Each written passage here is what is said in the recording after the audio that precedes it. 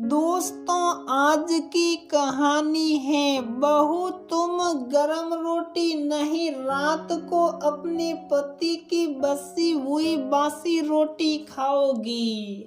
दोस्तों, कहानी शुरू करने से पहले अगर आपने हमारे चैनल को सब्सक्राइब नहीं किया है तो सब्सक्राइब कर लीजिए ताकि आपके पास पहुंचे हर नया वीडियो।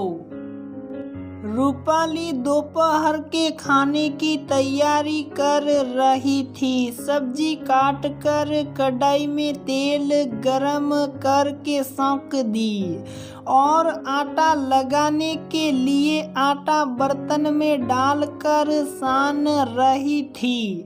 तभी वहां पर रूपाली की सासू माँ आ गई। रूपाली की सासू माँ ने पास में पड़ा हुआ चपाती बॉक्स का ढक्कन खोला और उसमें रात की पड़ी हुई 4 ठंडी रोटियों को उठाकर रूपाली को दिखाते हुए बोली, अरे रूपाली, ऐसे तो तुम सारे दिन अपनी 5 साल की बेटी को जब वह खाने का कोई भी सामान जूठा छोड़ देती हो तो समझाती रहती हो कि बेटा अन्न का सम्मान किया करो, अन्न की बर्बादी करने से पाप लगता है। और अब खुद को ही देखो, रात की बसी हुई 4 रोटियां ऐसे ही पड़ी हुई हैं।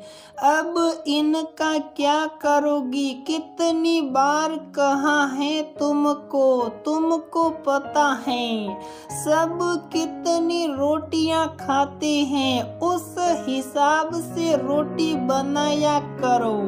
क्यों फालतू में अन्न की बर्बादी करती हो? इस महंगाई के जमाने में इस तरह से घर चलाओगी तो कैसे काम चलेगा? अभी जब सुबह नाश्ते में पराठे बनाए थे तो तुमको गरम पराठे खाने की क्या जरूरत थी? तुमको पता था रात की 4 रोटियां बसी हुई पड़ी हैं, तुम तो उनको ही गरम करके ले लेती। अरे क्या हो जाता तुम्हारे? मेरा तो शरीर बुढ़ा हो चुका है, रात की रोटियां खाने से मेरा हाजमा खराब हो सकता है, वरना मैं खा लेती, कुछ नहीं बिगड़ता मेरा। हम लोग तो पहले रात की रोटी का ही नाश्ता करते थे, अन्न की बर्बादी नहीं करते थे तुम्हारे जैसे। रूपाली बोली, माँ मैं हमेशा सबके हिसाब से ही रोटियां बनाती हूँ, पर आपका लाडला बेटा हमेशा अपने किसी न किसी दोस्त के साथ कब पार्टी करने चले जाए इसका कोई पता नहीं रहता है, और ना वह कभी पहले से कुछ बताते हैं, पूछने पर बोलते हैं।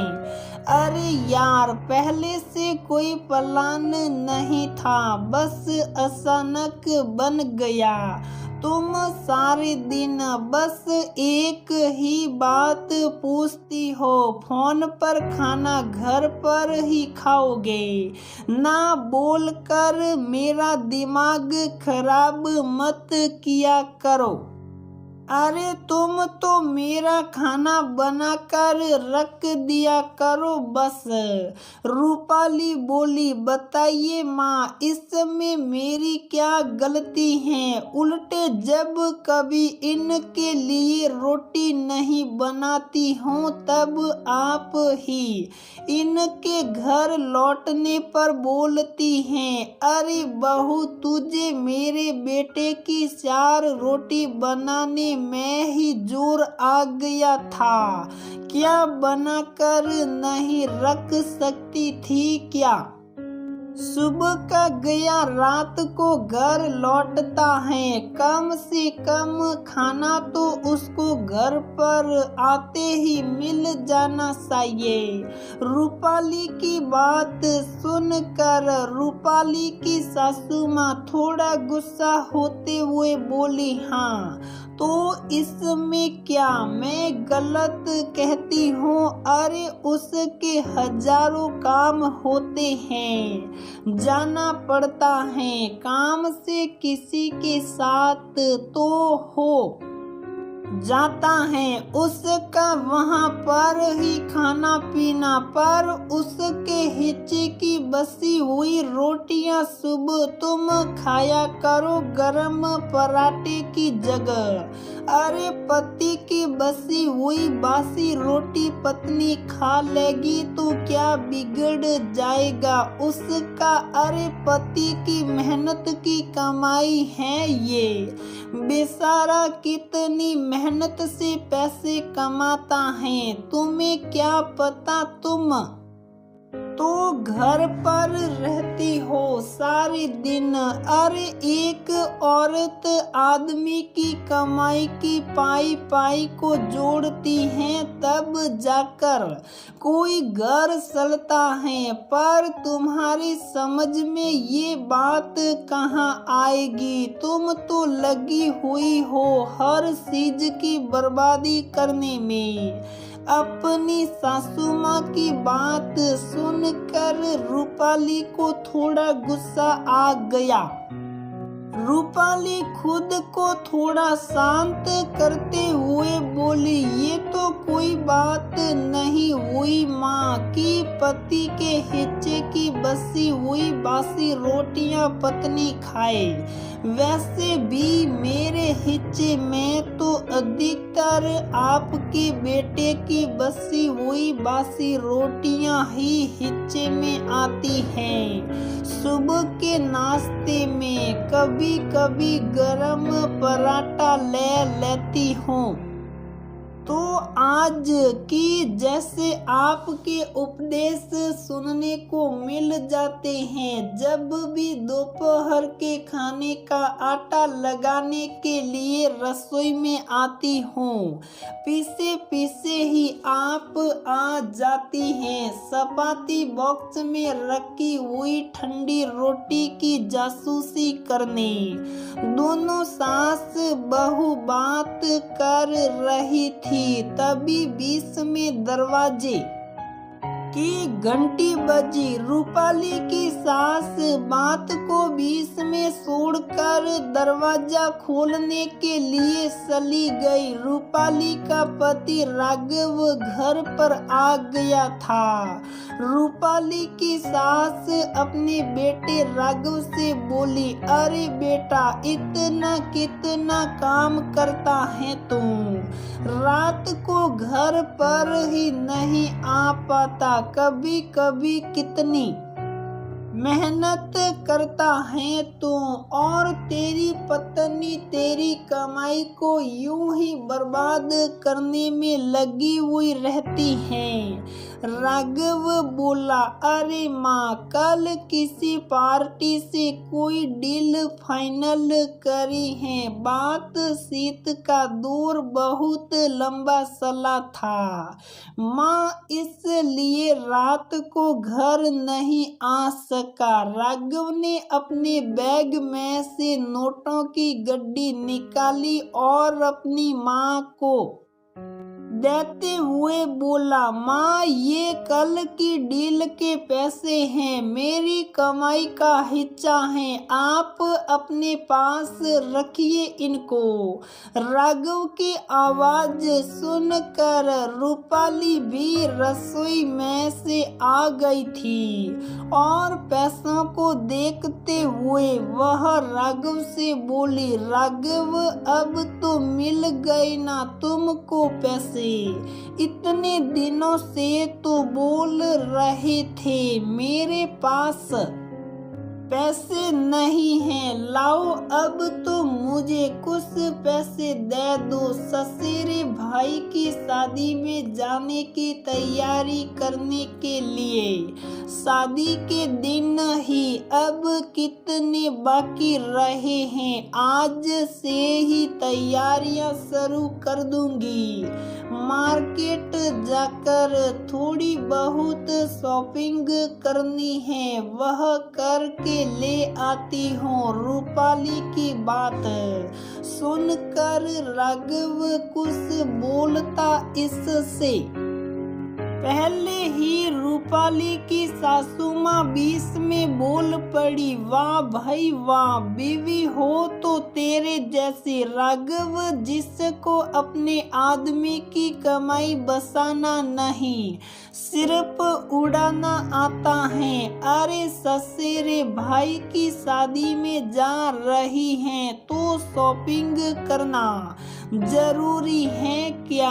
अरे कितनी साड़ियाँ पड़ी हैं तेरे पास, उनमें से ही कोई पहन लेना शादी में। और मेरे पास बहुत सारी लेन देन की साड़ियाँ रखी हुई हैं, ले जाओ, उनमें से कोई भी दे देना अपनी आने वाली भाभी को। फालतू में क्या खर्चा करना, कितनी मेहनत से पैसे आते हैं, तुझे क्या पता बहू। इन पैसों को मैं तुझे फालतू में खर्च नहीं करने दूंगी। मेरे बेटे की मेहनत की कमाई है। अपनी सासू माँ की बात सुनकर रूपाली को आज बहुत तेज गुस्सा आ गया। रूपाली तेज आवाज में बोली, बस कीजिए सासू माँ, मैं कौन सा रोज रोज पैसे खर्च करती रहती हूँ जो आप मुझको पैसों को लेकर इतना उपदेश देती रहती हो। ये कमाई अगर आपके बेटे की है तो मेरे पति की भी है, और आप ही तो कहती हो ना, पति के हिस्से की हर चीज पर पत्नी का हक होता है। चाहे वह पति के हिस्से की बसी हुई बासी रोटी क्यों ना हो, फिर उसके हिस्से की कमाई पर मेरा हक क्यों नहीं है? इनके हिस्से की बसी हुई बासी रोटियां खाऊं मैं और कमाई आपके हिस्से में, ये तो गलत बात है ना माँ। आज से जो कमाई लेगा राघव की, वही उसके हिस्से की बासी रोटी खाएगा। दोनों सास बहू को इस तरह से बहसबाजी करते हुए देखकर राघव बीच में बोला, रूपाली प्लीज शांत हो जाओ, और माँ प्लीज आप भी रूपाली से इस तरह की बात मत करिए। अरे आखिर वह अपने पति से पैसे नहीं लेगी तो और किस से लेगी? उसके खर्चों की जिम्मेदारी उठाना मेरा कर्तव्य है। और ये क्या सारे दिन आप बासी रोटी का मुद्दा लेकर आप रूपाली से उलझती रहती हैं?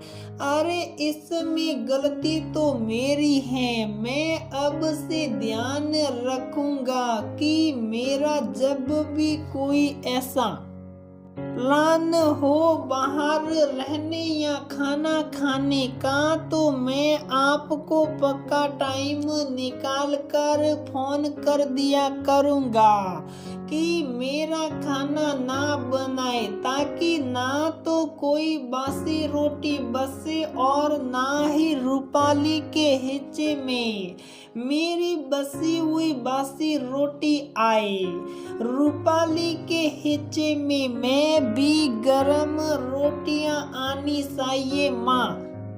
ना कि मेरे हिस्से की ठंडी रोटियां। राघव ने कुछ पैसे रूपाली को देते हुए कहा, लो रूपाली, मेरी कमाई पर तुम्हारा भी उतना ही हिस्सा है जितना माँ और मेरा। राघव हंसते हुए बोला, रूपाली, अब से तुम्हारे हिस्से सिर्फ मेरी कमाई आएगी, मेरे हिस्से की बासी रोटी नहीं।